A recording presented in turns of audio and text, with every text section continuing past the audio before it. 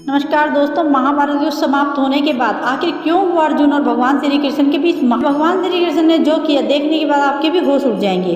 तो वीडियो को शुरू करने से पहले यदि आप लोग भी भगवान श्री कृष्ण को सच्चे दिल से मानते हो तो इस वीडियो को लाइक और हमारे चैनल को सब्सक्राइब जरूर करें। दोस्तों, जब जब महाभारत को याद किया जाता है तब तब भगवान श्री कृष्ण और अर्जुन का नाम तो अवश्य ही आता है, क्योंकि यह वह जोड़ी थी जिसकी वजह से पांडव कुरुक्षेत्र के मैदान में जीत हासिल कर पाए थे। और यहाँ पर भगवान श्री कृष्ण ने अपना ब्रह्म रूप दिखाकर स्वयं अर्जुन को गीता का उपदेश दिया था। दोस्तों, महाभारत के युद्ध में कौरव सेना में भीष्म, पितामह, द्रोणाचार्य, कर्ण जैसे सारथी थे। इसलिए दुर्योधन को लग रहा था कि वह आसानी से पांडवों को युद्ध में हरा देगा, लेकिन पांडव पक्ष में स्वयं भगवान श्री कृष्ण थे और युद्ध शुरू में अर्जुन के सारथी बने। और युद्ध शुरू होने से पहले श्री कृष्ण ने अर्जुन से कहा कि हनुमान जी से प्रार्थना करो और अपने रथ के ऊपर ध्वज के साथ विराजित करो।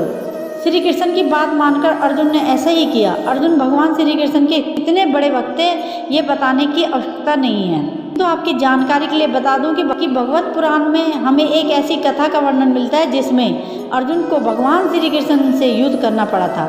दोस्तों, कहते हैं कि एक बार महर्षि कालो सूर्य को अर्घ दे रहे थे। उसी समय चित्रसेन गंधर्व आकाश मार्ग से जा रहे थे। उन्हें नीचे अचानक से थूक दिया।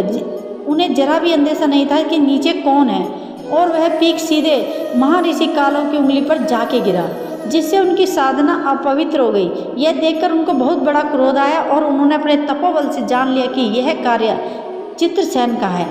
वह उसे श्राप देना चाहते थे, लेकिन बल के छीन हो जाने के कारण उन्होंने ऐसा नहीं किया। किंतु उनका क्रोध शांत नहीं हुआ और वह भगवान श्री कृष्ण से द्वारका नगरी पहुँचे।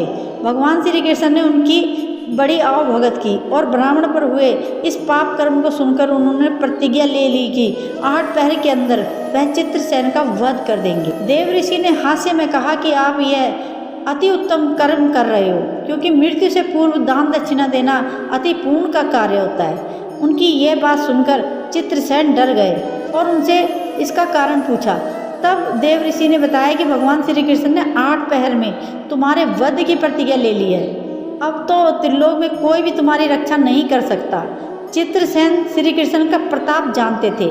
अब तो उसे कोई भी शरण नहीं देगा। यहाँ तक कि उनके मित्र देवराज इंद्र भी अपनी मृत्यु निश्चित जानकर उन्होंने ब्रह्मपुत्र नारद की ही शरण ली और उनसे कहा, देव ऋषि, जो कुछ भी हुआ अनजाने में हुआ।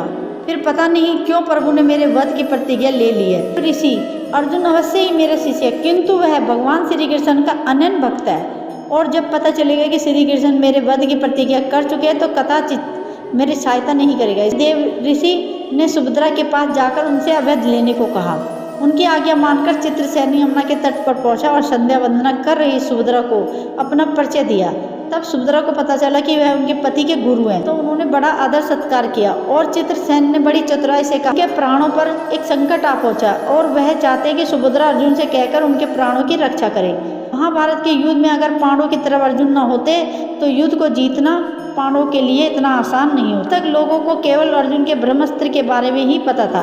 अर्जुन के पास ब्रह्मास्त्र के अलावा बहुत सारे ऐसे अस्त्र थे जिनके बारे में अर्जुन के अलावा कर्ण ही जानते थे।